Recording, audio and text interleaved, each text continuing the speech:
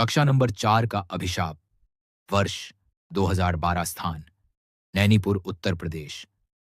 उत्तर प्रदेश के मिर्जापुर जिले के एक छोटे से गांव नैनीपुर में एक वीरान सा सरकारी विद्यालय स्थित था। गांव से दूर खेतों और झाड़ियों के बीच बना यह स्कूल ज्यादा बड़ा नहीं था, लेकिन उसके चारों ओर जो सन्नाटा पसरा रहता वो किसी को भी असहज कर सकता था। नीलिमा शर्मा 26 वर्ष की एक शिक्षिका, जिनकी नियुक्ति इसी स्कूल में हुई थी। वे शहर की आधुनिक सोच रखने वाली महिला थीं, पर गहराई में कहीं ना कहीं बदलाव की आग लीस वो गांवों में पढ़ाने आई थीं। पहले ही दिन उन्होंने स्कूल के 4 कमरों को देखा, जिनमें से सिर्फ 3 का इस्तेमाल हो रहा था। चौथा कमरा, कक्षा नंबर 4, ताले से बंद था। बच्चों से पूछने पर वे चुप हो गए। स्कूल का बूढ़ा चपरासी रामनाथ बमुश्किल बोला, मैडम, उस कमरे को मत खोलिए, वहां कुछ ठीक नहीं है। 14 साल पहले एक बच्ची, सरिता, वहीं गायब हुई थी। नीलिमा ने बात को अंधविश्वास कहकर टाल दिया। कुछ दिनों बाद एक समय कक्षा 4 की एक बच्ची रुचि खेलते खेलते उसी बंद कमरे की ओर भाग गई। कुछ ही क्षणों बाद उसकी चीखें पूरे स्कूल में गूंज उठीं। नीलिमा वहां दौड़ी। रुचि जमीन पर पड़ी कांप रही थी। उसकी आंखें डर से फटी हुई थीं। रात को अस्पताल में रुचि फुसफुसाते हुए बोली, टीचर, वहां एक लड़की थी, उल्टा खड़ी थी। उसकी आंखों से आग निकल रही थी। वो कह रही थी, मुझे बाहर निकालो। नीलिमा ने स्कूल के पुराने रिकॉर्ड खंगालने शुरू किए। साल 1948 में एक नाम दर्ज था, सरिता सिंह, कक्षा 6वीं की छात्रा। उसकी आखिरी उपस्थिति थी 3 अगस्त 1968। उसके बाद कुछ नहीं, न ट्रांसफर सर्टिफिकेट, न कोई पुलिस रिपोर्ट, जैसे वो अचानक गायब हो गई हो। फिर मिला एक और नाम, श्रीकांत मिश्रा, गणित शिक्षक, 1968। उनका रिकॉर्ड भी अधूरा था। अचानक ही वो फाइलों से गायब थे। ना इस्तीफा, ना ट्रांसफर, कुछ भी नहीं। एक रात स्कूल के सभी लोग जा चुके थे। नीलिमा वहीं रुक गई। टॉर्च, एक कैमरा और हथौड़ी लेकर वो कक्षा नंबर 4 के ताले को तोड़ने पहुंची। ताला टूटा और कमरे का दरवाजा खुलते ही एक भयंकर सर्द हवा का झोंका उनके चेहरे से टकराया। अंदर था घुप अंधेरा। दीवारों पर उभरे चित्र, बच्चों के विकृत स्केच। एक बच्ची दीवार में समा रही थी। एक शिक्षक हाथ बढ़ा रहा था और एक खून से लिखी पंक्ति, मैं वापस आऊंगी।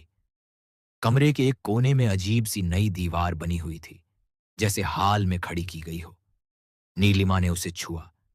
वहां से कंपी दौड़ गई। फिर वहां से आवाज आई, मुझे बाहर निकालो। दीवार हिली।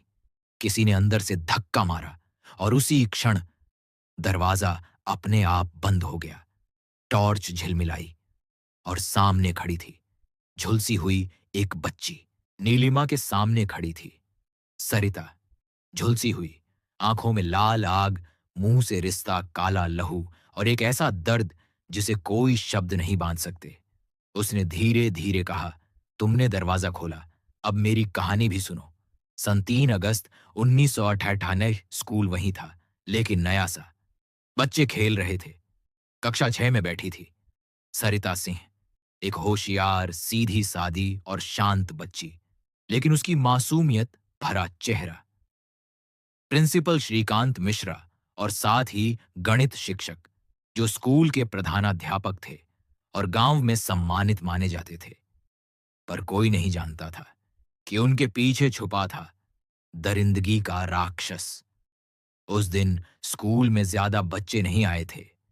दोपहर में जब कक्षा खत्म हुई तो श्रीकांत मिश्रा ने सरिता को बुलाया।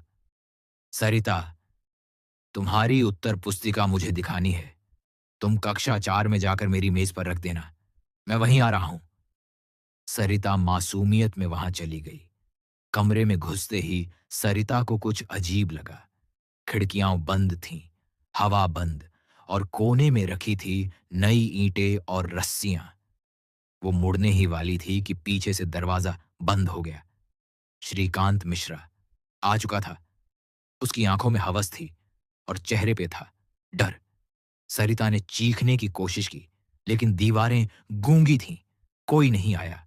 उस दिन उसके बचपन का, उसके सपनों को और उसकी इज्जत ही लूट ली गई।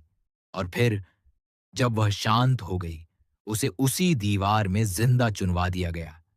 अगली सुबह यशवंत त्रिपाठी, हिंदी शिक्षक, को कुछ आभास हुआ। वो कक्षा 4 गया और उसने देखा दीवार ताजा थी। वहां सरिता की किताबें पड़ी थीं। पर जब उसने सवाल उठाया तो श्रीकांत मिश्रा ने धमकी दी। तू बहुत बोल रहा है त्रिपाठी। अगर चुप नहीं रहा तो अगला नंबर तेरा होगा। लेकिन यशवंत त्रिपाठी ने हार नहीं मानी। उसने एक दिन दीवार को खोलने की कोशिश की। तभी सरिता की आत्मा जाग उठी। वो अब आत्मा नहीं थी, वो बदले की आग थी। उस रात यशवंत त्रिपाठी गायब हो गया। न किसी ने देखा, न सुना। गांव के एक तांत्रिक ने कक्षा नंबर 4 को हमेशा के लिए बंद कर दिया। नीलिमा की आंखों में आंसू थे। सरिता की कहानी ने उसे झकझोर दिया था। नीलिमा कुछ बोल नहीं पा रही थी। सरिता ने कहा, मेरे मौत में शामिल ये लोग, एक जिसने मेरे साथ गलत किया था, श्रीकांत मिश्रा, अब छुप कर गांव में रहता है। 2 स्कूल का पुराना चपरासी जिसने दरवाजा बंद किया था। 3 पंचायत का एक सदस्य जिसने मामला दबाया था। ये 3 थे मेरे मौत में शामिल। अब मैं यहां से जा रही हूं। उसके बाद नीलिमा सुबह कक्षा नंबर 4 के बाहर बेशुद्ध मिली पड़ी। उसे बस एक नाम ही याद था, श्रीकांत मिश्रा। उसी दिन रात नैनीपुर में एक जबरदस्त सन्नाटा छाया। गांव के 2 लोगों की अचानक जलकर मौत हो गई। उनके शरीर जले हुए मिले, लेकिन आसपास आग का कोई सबूत नहीं था। 2 मौतें, 2 लाशें और पूरे नैनीपुर में सन्नाटा। श्रीकांत मिश्रा का आधा जला हुआ शरीर उसी तांत्रिक के साए में पाया गया। आंखें में डर था, जैसे जलते वक्त कुछ भयानक देखा हो। स्कूल का पुराना चपरासी रामनाथ स्कूल की पुरानी इमारत के पास जलकर गिरा मिला। उसके हाथ में वही चाबी थी जिससे कभी कक्षा नंबर 4 को बंद किया गया था। और पंचायत का सदस्य जो केस दबाने में शामिल था, उसकी मौत सबसे रहस्यमयी थी। उसकी जीभ कटी हुई थी, जैसे किसी ने खींच कर निकाली हो, ताकि वो कभी किसी सच को न बोल सके।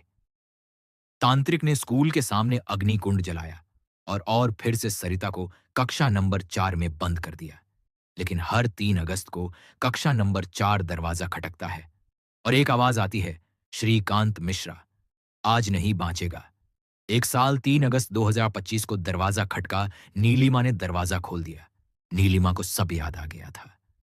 और अब क्या होगा ये आपको मालूम है।